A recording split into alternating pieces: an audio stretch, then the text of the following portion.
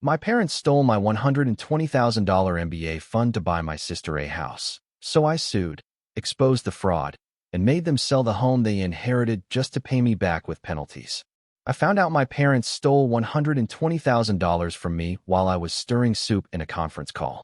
My sister Ashley had just texted our family group chat a photo of a surprise new house with her fiancé Nathan, complete with an oversized ribbon and champagne flutes on the porch.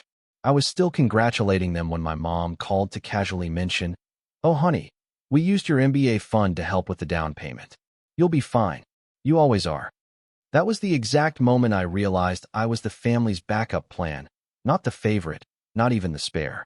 Just the safety net everyone else got to bounce off. Let me back up. I'm 28.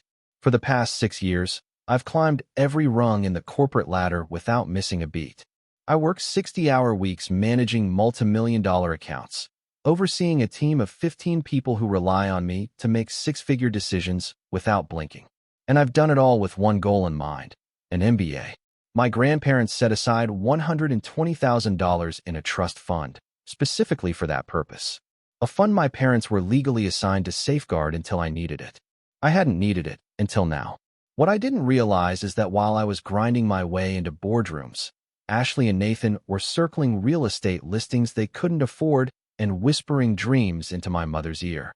My sister, 7 years older, 2 college dropouts deep, and now working as a kindergarten administrator, was once again the main character in a story I wasn't invited to star in. Ashley was the golden one. She had the glittering smile, the emotional monologues, the ability to fall apart and still get praised for being brave. Meanwhile, I was the one with scholarships and spreadsheets. I was reliable. Translation, invisible. My grandparents were the only ones who saw me. Grandpa used to say, "Education is the one thing nobody can take away from you." But apparently, he'd never met his own son, my father, who took that fund and rerouted it into Ashley's white picket fence fantasy. When I first asked my parents about the MBA fund, it was during a routine Sunday dinner. I brought it up casually, expecting a number or a range, something I could work with for the application fees. Instead, my dad stiffened and muttered, "Don't worry about it." My mom shifted the topic so fast you'd think I'd asked about her will. That was my first warning sign. The second was the email I got the next day from my grandmother's old lawyer. I hadn't contacted him, but apparently, he had been looped into something strange involving irregular withdrawals from the trust. He asked if I had authorized them. I hadn't even known they'd started. I confronted my parents again, this time more bluntly. They looked at me like I was being dramatic. My mom had the nerve to say, "We didn't think you'd mind. You can always take out loans." And then my dad added, "Ashley needed it now. It's not fair for you to get a free ride when she's struggling." I laughed, not because it was funny, but because the alternative was screaming until my voice broke. I reminded them what grandpas will said. I told them it was illegal to use the funds for anything other than my education. My mom waved her hand like I was throwing a tantrum. "Oh, don't be silly. This is a family matter," she said, as if that made it less of a crime. They stole my future. They smiled while doing it. And then they laughed when I said I'd take legal action. Literally laughed. "You gonna hire a lawyer with what money?" My dad said. That was when something inside me snapped. Years of being the polite one, the rational one, the afterthought, they evaporated. I might be the family's footnote, but I'm about to become the headline. My parents always assumed I wouldn't make noise. That was the role I was cast in since childhood. The sensible one, the self-sufficient one. I'd show them my report cards covered in A's while they gushed over Ashley's third attempt at community theater. When I won my first corporate award, they missed the ceremony because Ashley was emotionally exhausted from her breakup with a guy she dated for 6 weeks. They always made room for her chaos, but never for my success. That was their first mistake. After the confrontation, I barely slept. I spent the night pacing my apartment, rereading the last birthday card my grandmother had sent me, her elegant cursive telling me to use this gift to build your future. In my inbox sat another message from the lawyer. The trust had been drained over a period of months, with small transfers disguised as reallocation for family needs. The total? $119,550. 03 gone. I didn't cry. I don't think I knew how. But I did do something I never thought I'd do. I emailed my boss. Mr. Thompson is the kind of man who terrifies fresh interns and makes board members hold their breath. But to me, he's been more than a mentor. He's been a mirror. He's the one who told me 5 years ago, don't let being underestimated become a badge of honor. Let it become your weapon. So I told him everything. He didn't even blink. I know a guy, he said. And just like that, I was connected with a senior partner at Wilson & Partners, one of the most ruthless estate litigation firms in the state. The partner, Maya Kapoor, read the trust documents and raised one eyebrow. This isn't a misunderstanding. This is embezzlement. Her team started combing through my parents' financials. They discovered that the first withdrawal was made before my grandmother had passed. That meant they weren't just violating the trust. They were likely abusing power of attorney. That's when I brought in the last person my parents ever wanted involved. Uncle Jake. Technically, he's my dad's cousin, but everyone calls him Uncle because he's the only adult in our extended family who doesn't bow to my parents' image. He's old school sharp, expensive shoes, dry wit, and a Rolodex that could bring down half the city council if he wanted to. I sent him a polite LinkedIn message. He called me within 15 minutes. They stole your MBA fund, he asked. Those bastards.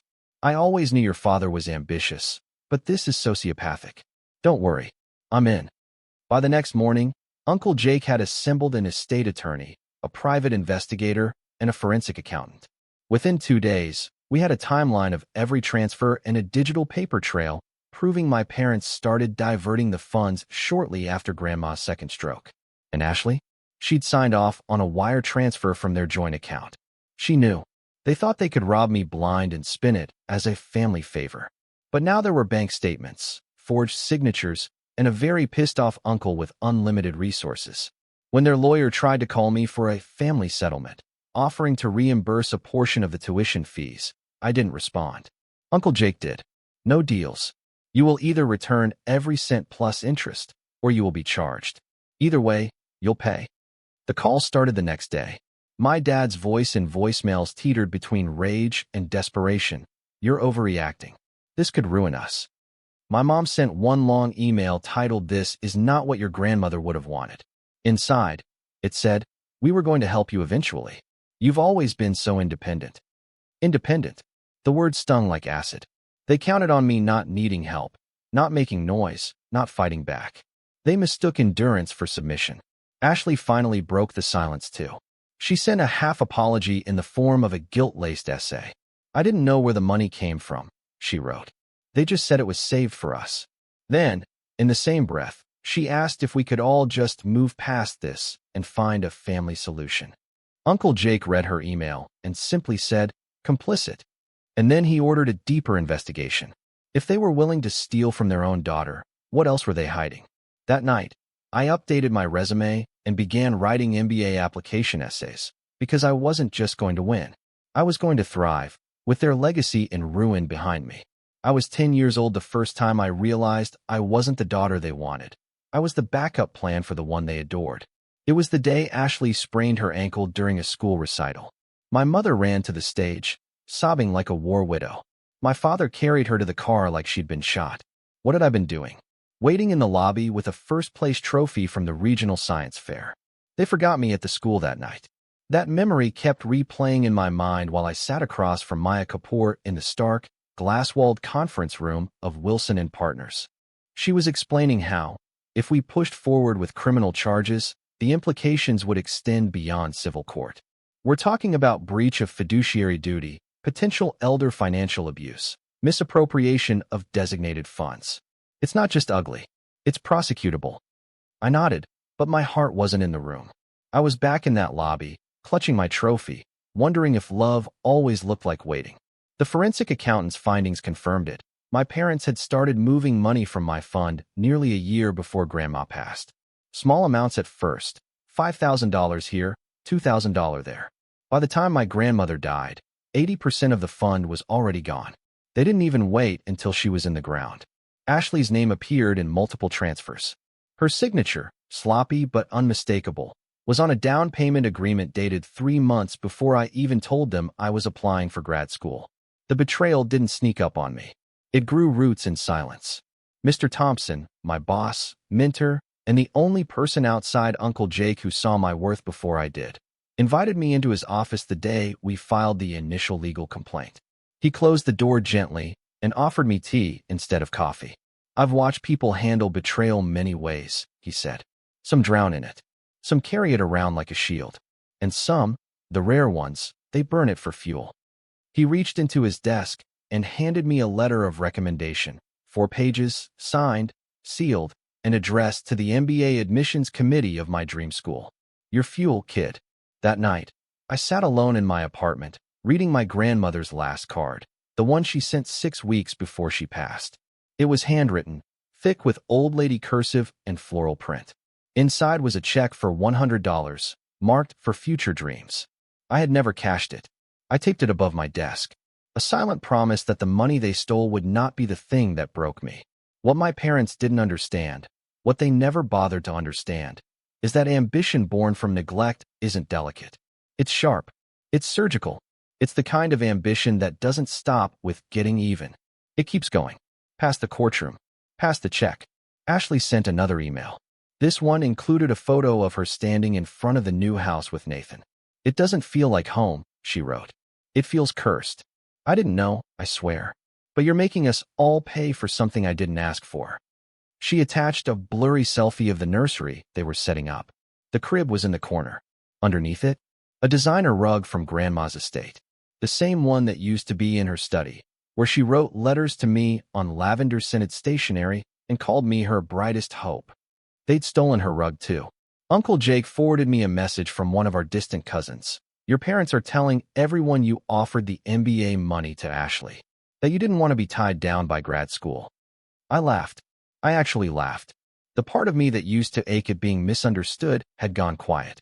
That little girl in the lobby with the trophy? She had walked out of the waiting room. Finally. I don't need their approval. I need justice. And it's already in motion. The first time Ashley cried to me about her life falling apart, it was in an email full of polite desperation. I didn't know it was your fund. They said it was for the family. I thought they were helping us both. The same Ashley who once said I overcomplicated things by working 60-hour weeks. The same Ashley who bought a monogrammed onesie for her unborn child the same week I discovered my MBA fund was gone. Now she was begging for understanding like she hadn't been complicit. My parents, meanwhile, were unraveling like a badly sewn quilt. Their lawyer had quit. Too many lies, too many hidden accounts. They were now on their 3rd legal rep in 6 weeks. The forensic accountant uncovered something worse than anyone expected. Months before Grandma even died, my parents had forged internal memos claiming I had waived my right to the education fund. The wording was copied from a law firm template they downloaded online. Their brazenness was poetic. Then came the deposition. It was supposed to be routine, recorded on Zoom, no surprises. But watching my father stumble through his testimony, sweating under fluorescent lights, brought a weird, bitter satisfaction. He looked smaller than I remembered. Maybe he always was. I thought we'd pay it back, he said when confronted with the evidence. You forged signatures, Maya replied. You didn't plan to pay anything back. My mother broke down first. She sobbed into a tissue that matched her blouse. We just wanted both our daughters to be happy. I leaned into the mic. No, you wanted one daughter to be happy, and you thought the other one would stay quiet. Then I dropped the final piece of evidence. A voice recording. It was from a family barbecue the year before Grandma died. Ashley and my parents are heard chatting in the kitchen. My father jokes, if Ashley gets the house, maybe we can tell the other one we accidentally dipped into the MBA fund. They all laugh. That audio landed like a grenade in the courtroom. When the hearing ended, Uncle Jake stood next to me in the parking lot, staring at the courthouse doors. They have to sell the house, he said quietly. The one they inherited? He nodded. They burned the roof they stood on. Now they'll live in the ashes. It's poetic, in a brutal way. The house was their fortress. The shrine where Ashley's baby photos still hung on the wall and my childhood awards had been stuffed into a closet. Ashley and Nathan tried to refinance their mortgage after the truth came out. The bank denied it. Turns out mortgage lenders frown on down payments funded by felony-grade fraud. The school board caught wind of everything. Ashley was removed as kindergarten principal pending an ethics investigation. She cried about cancel culture on Facebook. Meanwhile, I was accepting an offer from one of the top MBA programs in the country, with a scholarship, no less. At the final settlement meeting, my parents offered me a deal. They would pay back 60% of the money if I dropped the charges. Maya looked at them like they were gum on her shoe. No, you'll pay every dollar back, plus interest, plus punitive damages. Or we go to trial and you lose everything. Their expressions shifted from pleading to panic. That was the moment they realized the truth. I wasn't here for money anymore. I was here for consequence. I arrived at the final hearing in a fitted navy suit and clean heels. No jewelry, no theatrics. I wasn't here to dress like vengeance. I was vengeance. My parents were already seated at the long table, heads bowed, flanked by their third lawyer. Ashley sat behind them, face pale, the kind of pale you get when everyone finds out the whole life you built was funded by a lie. The judge was swift. Her voice never rose, but every word landed like a hammer. This was not a mistake. This was not poor communication. This was calculated, systematic theft of funds allocated for the sole purpose of your daughter's education. I barely breathed as she delivered the full ruling. $120,000 repaid in full. $84,000 in interest and punitive damages. All legal fees covered, including forensic accounting. A legally binding restraining order preventing any future contact with me or using family as messengers. The cherry on top? Their home, the same one they inherited from my grandparents, had to be sold immediately. The court-appointed trustee would manage liquidation. They had 30 days to vacate. Outside the courthouse, Uncle Jake lit a cigarette and handed me a folder. They'll be renting a 2-bedroom apartment near the train tracks. Humid, loud, just a bit moldy. But hey, new beginnings, right? That day, I moved into my new place too. A high-rise condo with a balcony facing the skyline. The kind of view that makes you feel like the world might actually bend for you once in a while.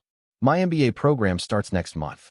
Mr. Thompson, my mentor, approved my academic leave and signed off on a future leadership position when I return. You fought like an executive, he said. Now go get the letters after your name. As for Ashley, she lost her job within weeks. The school board voted unanimously. Loss of ethical trust, they said. Nathan left her 3 days later. According to a mutual friend, he told her, I signed on for struggle, not scandal. He moved back with his parents. I haven't responded to a single message from any of them. The last thing I did was block their numbers, then send one final instruction to building security. If a woman named Ashley, or anyone with the last name Chambers, tries to visit, call the police. Uncle Jake smiled when I told him, that's my girl. Justice isn't clean. It's jagged, exhausting, and rarely feels like triumph in the moment. But sitting here with my acceptance letter framed on my new desk, I realized something. They took my money, but I made them pay a much higher price. Because I took their narrative. I took their legacy. And I made sure no one ever forgets what they did.